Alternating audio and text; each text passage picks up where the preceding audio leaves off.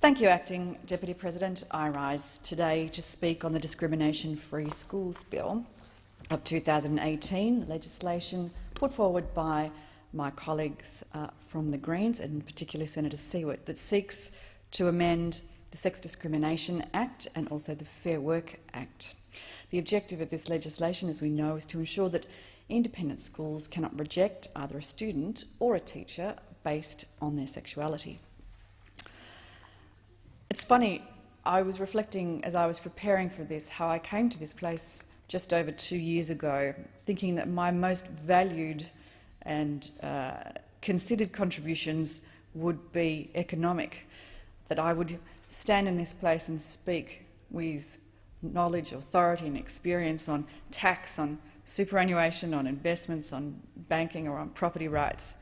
And I find myself just over 2 years in, and here I've been talking about same-sex marriage and euthanasia and freedom of speech and now religious freedoms.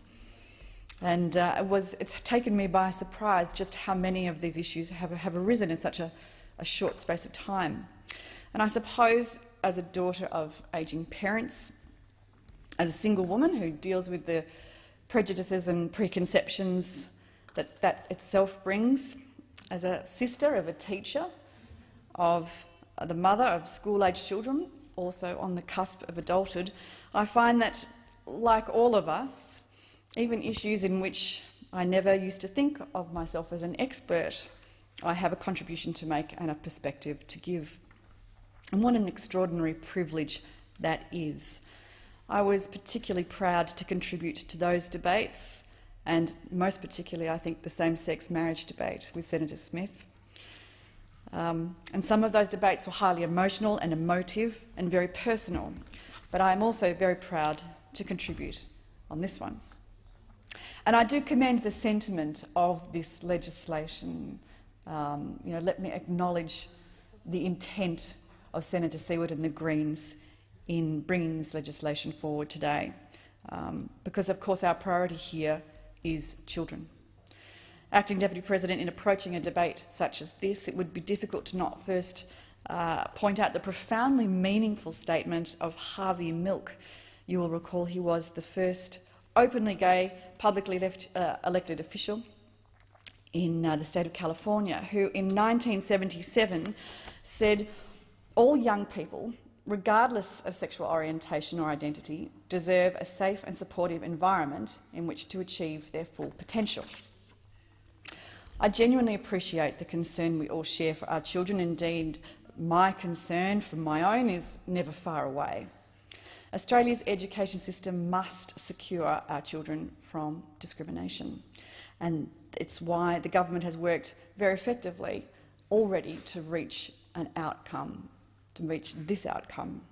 Because like Harvey Milk, like the most reasonable and fair-minded citizens, we seek an education system where our young people have the opportunity to reach their full potential. And it's the suggestion otherwise that they might not be protected is unacceptable. Indeed, it's unthinkable. We all agree on this. And the suggestion that we don't agree on this is, quite frankly, an insult. It is imperative to protect children from acceptance or rejection from a school on the basis of their sexuality. Such a notion is out of step with the values of parents, with school communities, with religious communities and with society. And as a government, our first responsibility, we must remind ourselves, is to generations to come. And on this, we can mercifully all agree. I think it's worth reflecting on what led us here. The Ruddock Review, you will recall, was commissioned by this government to examine where religious freedoms may be limited in contemporary legislation. Indeed, many of the arguments regarding the Ruddock Review have been well canvassed. It requires re-emphasis, though, to remind the chamber that this was a report to government, not a report by government, that advocates protections for students from discrimination. That report has not yet been released, it has not yet been published, it has not yet been considered by Cabinet. I personally haven't read it. The Ruddock Review, what we have seen of it, proposes restrictions to the laws introduced by the previous Labor government, which gave religious schools greater ability to to expel students where the school considered that it was necessary according to the doctrines of the religion in question. I remind the Senate again, I have not read the Ruddock Review in full. However, it potentially is worth drawing attention of the Chamber to Recommendation 8 that we have seen published, which says that jurisdictions should abolish any exceptions to the anti-discrimination laws that provide for discrimination by religious schools with respect to students on the basis of race, disability, pregnancy or intersex status. Now, few people will find disagreement with that view because it goes to the heart of ensuring that Australia remains a tolerant and cohesive society and cohesive democracy. This government aims to balance the rights between religious freedom and freedom of conscience fairly with that of the right of our children to be free from discrimination. So let me reiterate my colleague Senator Patterson's sentiments that it's time time to consider the report holistically is the only responsible response to the Ruddock Review. And also I'd like to reflect just briefly on the educational environment in Australia. We are so extraordinarily lucky in this country to have the education system that we have. Not that it's perfect by any stretch, there is still much work to be done to ensure that our educational standards reflect our prosperity, our opportunity and the modern economy and flourishing democracy that we enjoy. But we are indeed very, very lucky, largely because we have choice. A state education system that guarantees every child a quality education from prep right through to year 12, complemented by an independent education system that provides families with alternatives that better suit their personal priorities, their objectives and their values. And those schools have different fee structures and are subsidised to better ensure that they are accessible to families and communities that align with them. Now, that choice is a very, very precious thing. Not all countries have it. It is something that we cherish and it's something that we should continue to nurture. It reflects the fundamental truth that parents and families are the people best placed to make decisions on behalf of their children. Parents know what's best for their children, not government. As many in the chamber would know, and as I mentioned earlier, I have 3 children myself, 3 teenagers, all at various stages of adolescence, some of it uglier than others. They are certainly all school age, and their father and I made a decision a long time ago to send them to an independent school that reflected the values that we hold dear, and we've been very happy with that decision. The schools that they go to are quite old and traditional, but their values are timeless and their attitudes are contemporary. They seek to create an environment of not just tolerance, which is a word I actually actively dislike. Tolerance is something that you have for something that you find distasteful or ugly. I prefer that my children's school create a culture of acceptance and understanding that the values and that values the contribution of every member of that school community. So my boys are at an Anglican school and they have a chapel and they have a chaplain. They also have a Gay-Straight Alliance, which is a senior school student-led group, and it works to break down stereotypes and build inclusiveness across peer groups, and that's something that I value.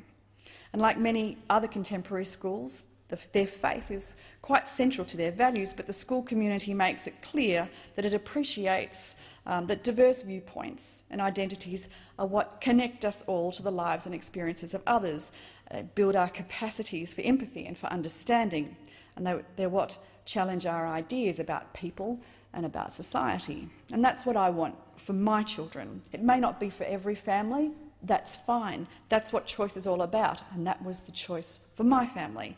I don't believe it's an ethos that's particularly uncommon in contemporary independent schools. It is the responsibility of government, however, to protect children, and that is exactly what we're doing. Our government does not support the expulsion of students from religious non-state schools on the basis of their sexuality. That is a view that, as I've said, is widely shared across our country. It is a view that is in line with community expectations. And as a government, we are taking actions to ensure that amendments are introduced as soon as practicable to make it clear that no student No student of a non-state school should be expelled on the basis of their sexuality. Prime Minister Scott Morrison has been unequivocal on the fact that we are here to ensure that children are at the centre of these issues and at the centre of our considerations, and that the law that we currently have, which the Labor Party brought in, actually doesn't do that. There are wider implications, Acting Deputy President, and I wouldn't mind talking through some of these in a little bit further detail. With the media attention and sensationalism around this topic, we seem to have glossed over the reality that religious schools are not campaigning. They're not campaigning for the freedom to expel students on the basis of sexuality. In fact, they've come out in support of amendments to protect against such a thing, rejecting the efforts of certain members of this parliament to sensationalise for their own political agenda, a very disappointing behaviour indeed. So let's imagine in some alternative universe that there were schools that had the luxury of pondering on the sexuality of their students rather than focusing on delivering quality education. Let's imagine that there were in fact teachers, even principals, who were out there expelling students willy-nilly on this basis and no other. Do members here genuinely believe that the wider school community would accept this? Of course not. Would Australians accept this? Of course not. They wouldn't. There would be complete and utter outrage, just as there should be. We won't support the politicisation of our school students, and we won't allow the Greens to make this an issue. We won't allow for them to try and pit Australians one against the other. Independent and religious schools receive public funding, and as such they have a responsibility to operate in line with community and legal expectations, and they do. The gap in this legislation can be dealt with quickly and effectively, and that's what we will do. I'm very proud of the fact that we're working constructively for our children on this issue, because we have that responsibility to determine the boundary to protect our most vulnerable. We have a responsibility to ensure legal protections are in place that protect children from any type of discrimination in a world that is becoming increasingly polarised. I need not labour the point, obviously, that there are many children that are struggling with their sexual identity, and often those children face incredible pressures and even sometimes violence. Some may not even know that they face this as a result of sexuality, and they face unsafe and unsupportive environments that are confusing and quite traumatic. It would be unthinkable that this government or any would allow this to continue or to go on, and that's why we're taking the steps that we're doing to end the right of any school to discriminate against students. And this is a consensus. It is a consensus that we've reached. It's unfortunate that the Greens persist in waging a divisive campaign of identity politics. It's also our duty, though, to respect parental choice. This is particularly important. The legislation that we have before us today seeks to go further than just protecting children. It seeks to compel religious schools to either hire or not release teachers who may not adhere to the religious values of that school. Let me go back to my own children's experience again. There are so many different types of schools with hundreds of variations of representative, but every school wants the same thing from their staff: passionate teachers that share the school's values and who are committed to shaping students' futures, preparing our children for fulfilling and for meaningful lives in which they are able to make a contribution. I know that my children's school, an Anglican school, a school that values its faith and values religion, has a number of teachers that would identify as LGBTIQ, and that has made absolutely no difference to my children's quality of education. Indeed, sometimes I believe it may well have enhanced it. The call to protect teachers, I know, comes from a good place, and again I tip my hat to the Greens. I know your intentions here are good, if not a little bit politically opportunistic, but teachers are adults. They are adults, and they choose to work at the workplaces that they do, and they choose to work at workplaces where their values are reflected, and their values and their skill sets are valued. School communities are made up of adults who choose their teachers based on their values and their skill sets, and teachers are adults who make that choice as well. This legislation treats both teachers and school communities not like the adults that they are, but like the children that they teach, in need of protection by the state and rules set out by those who know better. I object to this. I object to that patronising assumption that without this legislation, suddenly LGBTIQ teachers will be persecuted or are at risk. that unless Big